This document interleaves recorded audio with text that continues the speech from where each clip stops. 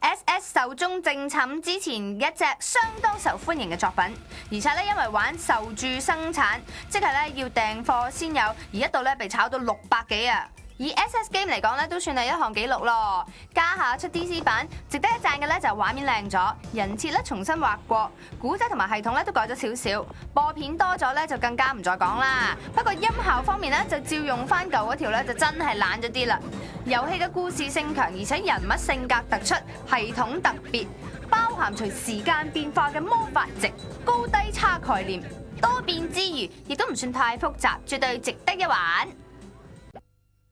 Black Metric Advance 令到 Zero 成為主人嘅出現方法，喺選擇以下人物成為主人呢一句出現嘅時候呢，將 Analog 掣或者十字掣推向12點方向，然後順時針轉2個圈，跟住再撳 Start 掣，成功嘅話咧就會聽到叮一聲，之後咧就會見到 Zero 噶啦。